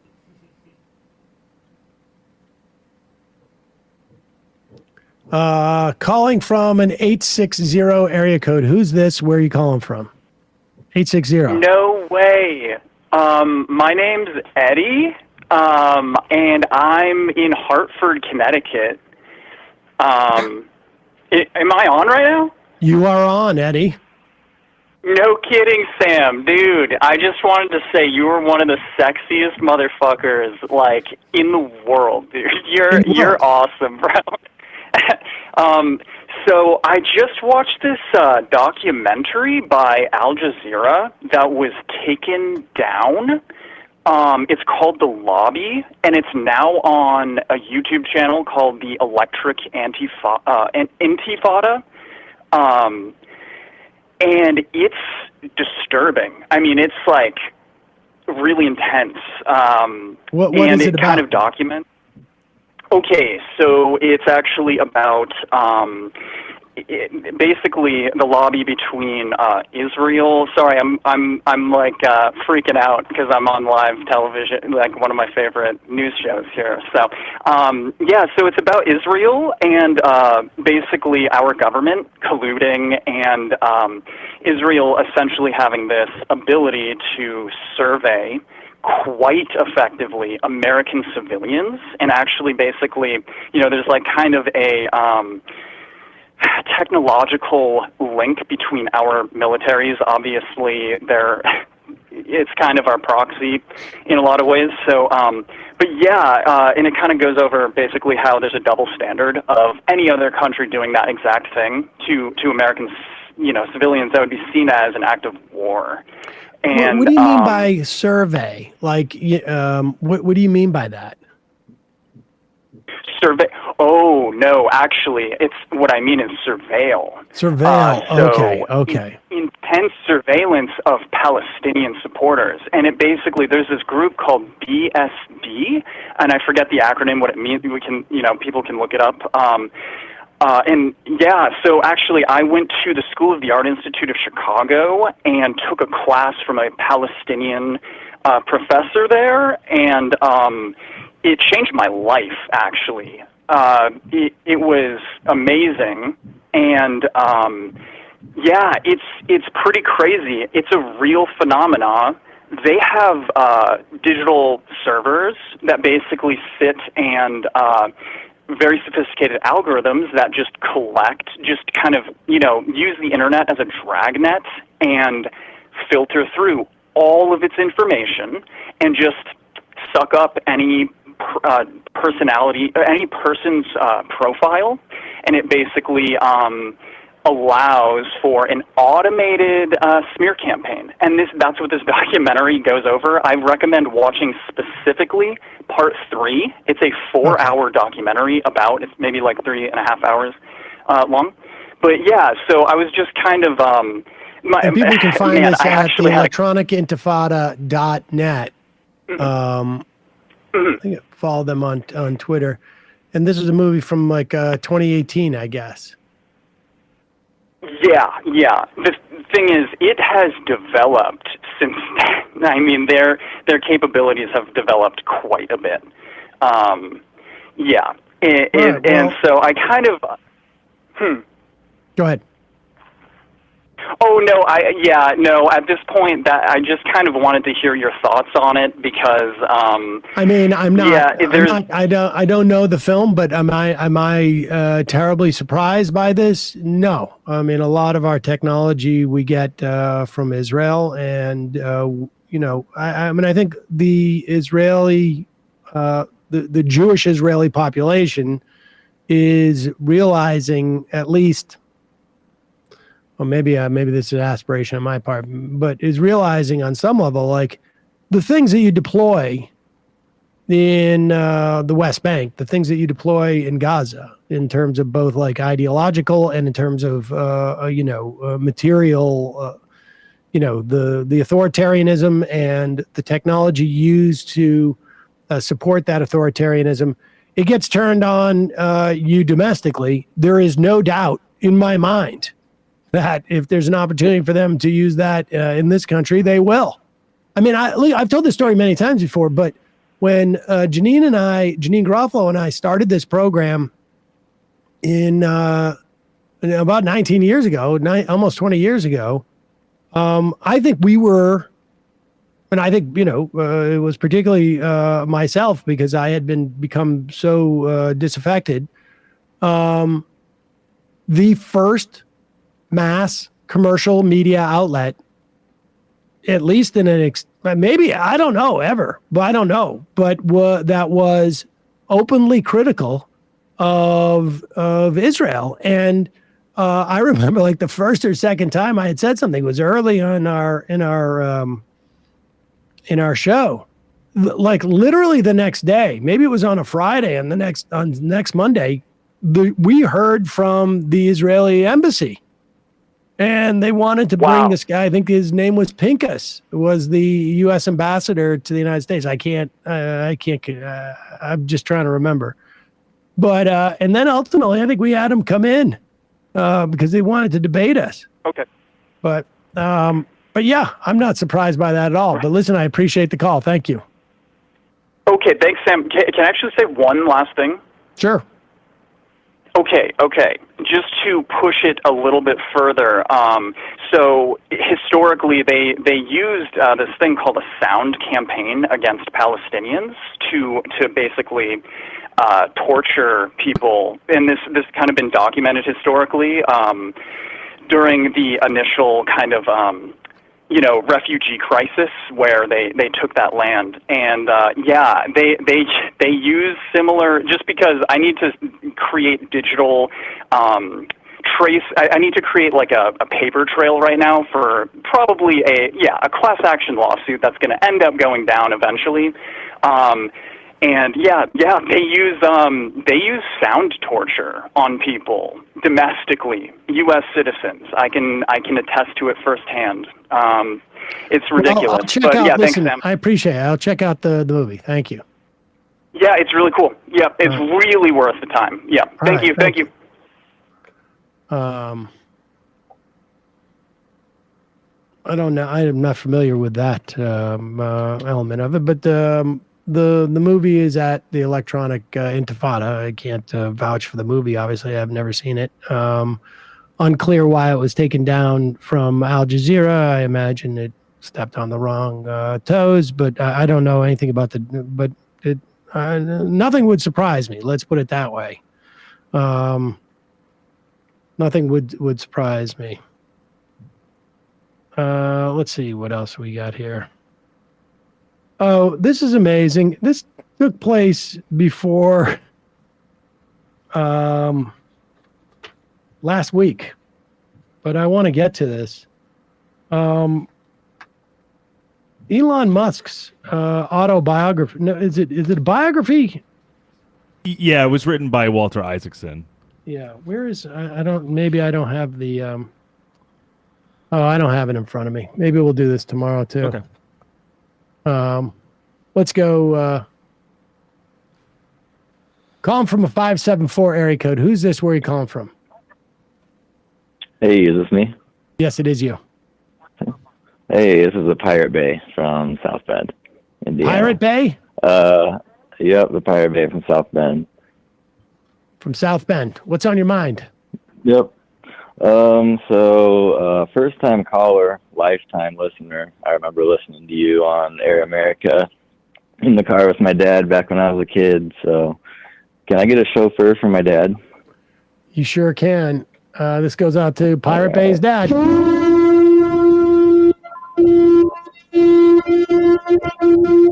I'm looking forward to your kids also listening to this program. Oh, yeah, she already does. Wow. Did you address Aaron Rodgers yet today? I tuned in a little late. I just mentioned it briefly. I don't want to steal Emma's thunder. She's not here today. But it sounds like he's going to be out for the season. And but my understanding is he's going to do his own research and figure out what he needs to do to fix his Achilles. Yeah, that was a good one. I feel like karma is coming in really hard this year for a lot of people. Well, I mean, I don't know, but I'd be bummed if I was a Jets fan, but I'm a Patriots fan, so I'm just bummed that they won. That's all. Oh, yeah, that's good. All right, thanks for taking my call. Appreciate the call. Thanks. Calling from a 308 area code. Who's this? Where are you calling from? It is an excited Kowalski from Nebraska who just found out he's getting a new niece. So he's getting a new niece? My brother. Is that what you said? Yeah. From your brother? Yes. He and his wife, who are now in their early 30s, said that they made a mistake. Personally, I'm not sure how you accidentally do that, but excited either way. It's always nice having them around. Well, there's a difference between an accident and a mistake, right? Yes. A mistake, you actually make a judgment. It's just you realize, like, oh, I shouldn't have done that. Okay, you're right. This was a happy accident. There you go. Well, congratulations. This goes out to your brother and your sister-in-law. How many nieces and nephews do you have, Kowalski? 3 nieces and 1 nephew from my siblings, but honestly, we're so close to my sister-in-law's family. There's like basically 11 now, so. Wow. A lot of little kids. But the other thing I was going to call in and talk about was, so the WASDE report came out today. That's the World Agricultural Supply Demand Estimate. And somehow they misplaced 1 million acres of corn. So corn prices are coming down today. Not entirely sure how you miss an entire 1 million acres, but this keeps happening in their assessments. And I'm not usually that conspiratorial when it comes to these reports, but it seems odd to me that right now, while we are experiencing some of the highest feeder prices and cattle prices getting as high as they are, that somehow magically we're finding all of this grain and our exports keep getting hurt. I don't know. I'm going to keep my eye on this one, but something just isn't adding up because like now they're projecting one of the largest. Be more specific here. Walk me through this a little bit. So when you say that they're missing 1 million acres of corn? So the WASDE report is like the big monthly report the USDA puts out on their projected estimates for the production, not just in the U.S., but globally. In the United States, though, they're usually pretty accurate. And at this point, we already have an assessment where we're at. Last month, they said we were at 96 million acres of corn. Now they're saying we're at over 97 million, which means they found another million somewhere. And it is possible that there were just some papers that weren't filed. But I am highly suspicious that there was over 1 million acres unaccounted for. It just doesn't seem possible to me. Just So with how late we when- are in the season, and they use satellites. Like, they should have seen this. So when there is a, plus 1% undercounting of our corn supply, essentially, or anticipated corn supply, prices on corn goes up. That gets passed down through the system. I should say prices on corn futures goes up. That gets passed down through the system. And then The prices is going down because the supply is expected well, the to price is climb going from down now, but last month, do the prices go up a little bit? And then people are trying to make off that They delta? No, last month they were also down a little bit. We've been trending down since about midsummer because So what is they the keep conspiracy, projecting that though? the crop is good. So what is the conspiracy? The cost for livestock is reaching an all-time high. So my thought process on this is that since the dairy industry and the meat packing industry, both industries that are highly impacted by high costs of inputs like corn, are maybe having a few of their buddies in an accounting firm, find some extra acres somewhere, and then, the price comes down, and then, the feedlots can't charge as much because their input costs are not as high. It just seems suspicious to me that while food prices for things like meat is going up as it is, and now all of a sudden they're finding corn at an unusual time. Like, we don't normally find this much corn this late in the season. We usually have it figured out by now, which is why I'm a little suspicious of it. Interesting. Also, the Mississippi River has been running at a historic low, and barge traffic is getting dangerous. They've had to lower the weight capacity on some of them so they don't, run ashore. So that's also hurting exports, so that's another thing keeping corn prices down. All right. Well, Kowalski, thanks for the update. Let us know if you come up with any other ideas about what's going on. All righty. Well, also, feel better, and I hope you didn't lose your sense of taste. That has been something that's been going around here again lately. I think I've avoided it, but we'll see. They also said I can't get my booster until November. Why? Don't know why. I don't know. They said Does that include this new I one? have to, Was that the bivalent one? Because this new one just got. I believe they said that they are not expecting the new booster until November, and since I got my last booster in December, they said I'm not eligible to get one until that November one. Well, I have a feeling we're going to know in the next day or two who's going to be eligible, and then they're going to roll it out. And I bet you can get it. I bet you can get it. I don't know how many different Walgreens or CVS you have there. I work around way too many old people at the co-ops who aren't getting vaccinated, and as much as I hate them for making that decision, I don't want them to die. So yeah. No, I mean, and I should just reminder, I said this yesterday, test 2, the number 2, treat.org. You can get some free tests. And if you need any type of telemedicine, because you have COVID, you can get that there free. So appreciate the call. As soon as we know more about that, new, and they're not calling it a booster, the new vaccine, I will let you know. Not just you, but everybody. Good luck and feel better. Bye. Thanks, man. Appreciate it.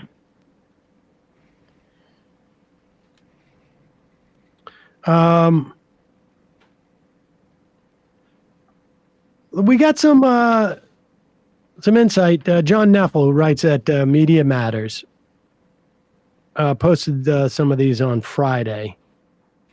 You recall we've had a lot of people on this program over the past, 5 years, maybe more actually, talking about Reconstruction, talking about the Civil War. I can't recommend enough. I can't remember his name now. Yale professor, Wright or Blight, David Blight, maybe it is. Yeah, Blight. Blight has a 10, 12 sort of, it's not a podcast. They put his Civil War podcast, lectures on as a podcast. I can't recommend that enough. But if you have been familiar, we've had Eric Foner on the show. We should probably have him back again at one point. But for many years, decades upon decades, the literature and the understanding of the history of Reconstruction was a function of the Dunning School. Dunning was a historian up in Columbia, and they basically promoted what you could call the lost cause, which was the idea that, it wasn't so much about slavery, the Civil War. It was just about, like, broadly a way of life and economics, which, of course, were both contingent on slavery. And a rewriting of why Reconstruction didn't work. Some implication that you can't give black people that kind of political power, or it just failed. And we've had many, many historians on who have, taken a look at the contemporaneous documents, that looked at the history, and made it clear it was a concerted effort to torpedo Reconstruction, that it involved a lot of violence by white people, or people who happen to be white, as some would rather say for some reason. They just happen to be white. It's like the fundamental reason why they did it was that they happened to be white. Here is some clips of Prager University's animated version of history that will now be introduced into at least Florida schools, and I think maybe in Oklahoma schools too. Not sure where else, but this is conservative governors and secretaries of education in these red states are introducing PragerU videos. And listen to some of this. Play this clip. I understand all too well. I am very disappointed in the Confederacy, but we need to look at what our ultimate goal is. I want the United States to go back to being one unified nation. Me yelling and scolding the South for the harm they caused might be what I want to do, but it's not going to get me or the nation anywhere. Yeah, that'll probably end up pushing them further away, and that's the last thing the country needs. To be clear, this is Abraham Lincoln talking to some contemporaneous kids, I guess. I'm not quite sure. But the fact of the matter is, the failure of Reconstruction was because Lincoln was assassinated, because his vice president, well, not his vice president at that time, they were elected distinctly, was sympathetic to slavery and to the South, and Reconstruction did not go far enough. There should have been a full takeover of these states that attempted to attack the Union and to secede, and to make them conform with what the Union wanted. I mean, there was a lot of people who died in that war. And frankly, let's be clear. This is not an attack on all the people there. It was the political class. It was the plantation class. It was the moneyed class that had the biggest issues with what the Union, what the United States of America wanted to do. The average Joe didn't care until they were sold this idea that it was an attack on just their southernness, as opposed to a vision for the future of the country. Here is clip number 2. This is just blatant revisionism. Ulysses Grant reflecting on General Robert E. Lee. I guess ostensibly this is a scene from their armistice agreement. Is that what it is? Go ahead. It was a little awkward. I was a bit of a mess, but I did try to be accommodating, not demanding.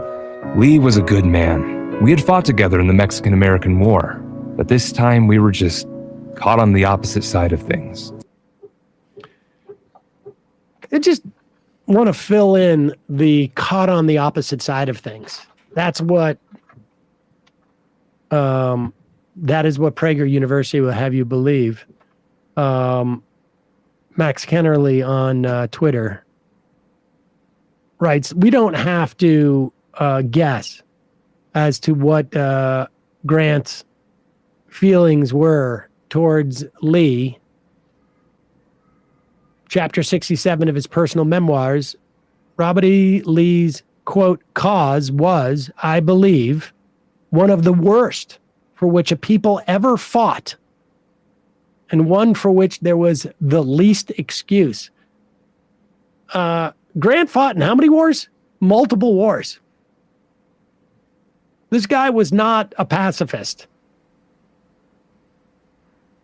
But he said Lee's cause was, I believe, one of the worst for which a people ever fought, one for which there was the least excuse. This is what our elementary school kids are going to get taught in some of these red states. Unbelievable. Kowalski, Lee was a monster that got more Americans killed than Hitler, the Kaiser, and Hirohito combined. All right, I'm going to take one more call, and then I'm going to pass out. Calling from a 417 area code. Who's this? Where are you calling from? Is this me? It is you. You are the final caller of the day. Oh, great. Love your show. Thank you very much. This is Connor from Missouri. Connor from Missouri. Yep. I just wanted to call in and say I love you. I'm not a filthy communist like you are, but I still love you. Well, I appreciate that. Thank you. And yeah, you should go on more like pop culture shows. I think that kind of gets you a bigger audience. I'm happy to do that. I go on most shows that invite me. I don't have too much time, but I'm happy to go on it. But I don't get a lot of invites because I think I come off as off-putting and rude. All right. Well, just wanted to call and say I love you. Real quick, did you see Brianna Wu on Tim Pool? I did not. No, I've been laid up. How was that? I thought it was pretty good. She was like hardcore defending you, and Tim was bitching about you playing his song again. So I thought that was kind of funny. That is pretty funny. Well, that was nice of her. All right. Well, I appreciate the call. All right. You have a good one, man. You too. Thanks. All right. I'll take one more phone call. Calling from an 815 area code. Who's this? Where are you calling from? 815. Going once. Going twice. Someone just said test to treat stopped accepting registrations for free tests after many signups. Wow. Okay. Thank you, Worcester Ice Cats. I did not know that. Guess I shouldn't have mentioned it the other day. All right. Final call of the day. Calling from a 914 area code. Who's this? Where are you calling from? Yeah. Sammy. Jermo. What? Sammy. Jermo, where have you been? Listen, I've been very, very busy being retired. And I've been listening to you once in a while. Great show as always. And as far as I'm concerned, Sammy, you're still the best. Oh, well, Jermo, you're still the best in my mind, too. When was the last time you've called into the show? Like 4 years ago? Yeah, probably. Oh, my gosh. Yeah, about 4 years ago. How have you been? Still listen to the replacements. Okay. That's good. Remember you turned me on to those guys. They, the last I heard, they were coming out with like a big box set type of thing. Wow. Yeah, I would check that out. Yeah. Now I'm listening to the Fix. Okay. Yeah, we used to play the fix on the old Majority Report. Yeah. It's been a long time, and you nervous? Sammy, yeah, I'm a little nervous, not too nervous, but you gave me a lot. You made me think. And that was really, really important. Sometimes I get a little bit disturbed that these young goofballs that are these guys that are trying to get the young people to go right. It's just I can't take it. I can't listen to them. And you defend. You're really good with showing how foolish they are. But the only thing is that what I'm concerned about, and I really like to ask you this. Okay. Is Trump going to win the Republican nomination for presidency? I mean, let's just assume a world where, Trump is on the ballot and is alive. I think he definitely wins the Republican primary. I don't see... Definitely. I think there's very, very, very strong likelihood that he wins the Republican primary. I don't know who would defeat him if he's running. Do I think he's going to win the presidency? I mean, good question. 2016 basically made me a little shy about making sort of very strong, forceful predictions about something like that. But I think the Democratic nominee, which I believe will be Joe Biden, has a very good shot. I think there's a lot of I think people genuinely, largely think that Joe Biden should not be the nominee. But I also think that if he is the nominee, people are going to vote for him over Donald Trump. The real question will be turnout. But Democrats have been doing quite good with turnout. I think probably largely because of the Dobbs thing. The past 2 elections, right? Or I should say the last election. And Donald Trump drives people to the polls too. And I think, so I think it's, it always comes out to turnout. But I think if you look at the numbers from the midterm election and work in the sort of traditional handicap of the opposite party always brings out more people, that's the Republicans' high watermark. And it didn't go so well for them in 2022. So I don't know, Jeremo. But I think you're on, Sam. You're on. If you're retired, Sammy, real quick, you should maybe work towards making sure that the Republicans don't win anything. Yeah, I should, but I really, I'm 71 years old now. Sammy, real quick, I'll think about this. My grandson is the same age as your son, Saul. And I missed the debate on Friday, I believe it was Friday or Thursday. You guys debated, but I missed it. But I'm going to play it over. But real quick, is Saul playing basketball? Saul was on both Tuesday and Wednesday. Is he playing basketball? Occasionally. Yes. I mean, occasionally. We'll see. But Saul doesn't love competitive sports. He likes sports, and he's good. He just doesn't like the competition that much. But we'll see. Wow, that's interesting. That's a direct opposite of my grandson. Just because we know each other doesn't mean that your grandson and my son are going to be similarly disposed to sports. You know that, Jeremo, right? Well, he's already signed. He thinks he's going to be signing up for the New York Mets in 15 years. So he's all ready to go. I think Saul wants to be a vet, like a veterinarian. A veterinarian. Yeah. Wow. He likes animals. So we'll see. Cool. That's great. Yeah. Sammy, you're the best, as always. Jeremo, You know that. Great to hear from you. Thank you, Sam. Great to hear from you. Thank you so much. And I'm keeping up no matter what, I'm keeping up my membership. Oh, well, I appreciate that, Jeremo. I'm going to give you one of these. You betcha.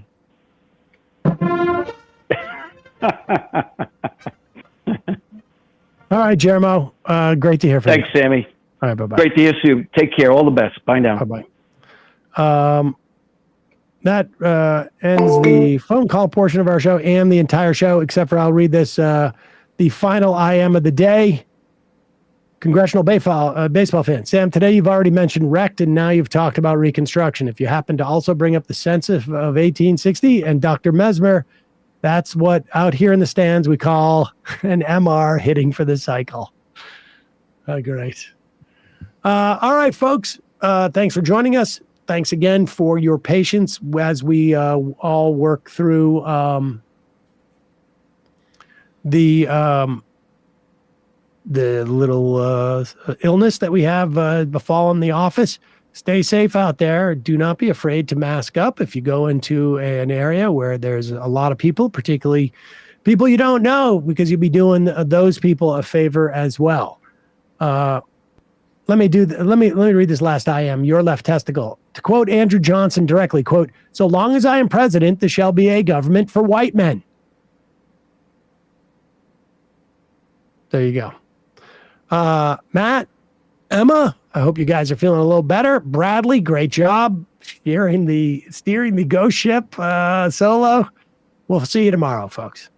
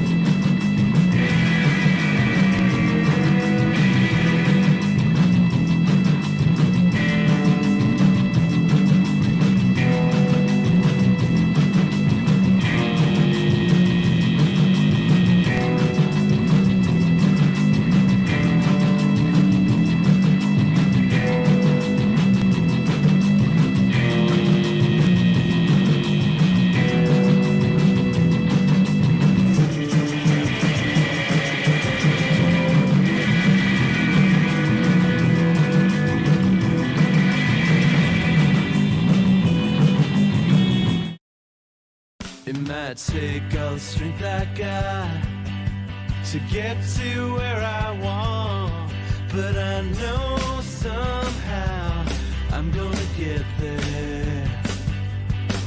I wasn't looking when I just got caught between the truth and the lie bar, but finding out won't make me feel any better. Yeah, I know the clock is ticking, but the meds are gonna kick in, and my pilot light shining bright. I guess somewhere the choice was made for the option where you don't get paid, for the road that bends before it finally breaks you. I guess somehow I lost my drive between the 101 and the 5. Do you know how far the detour takes you? Yeah, I know the clock is ticking, but the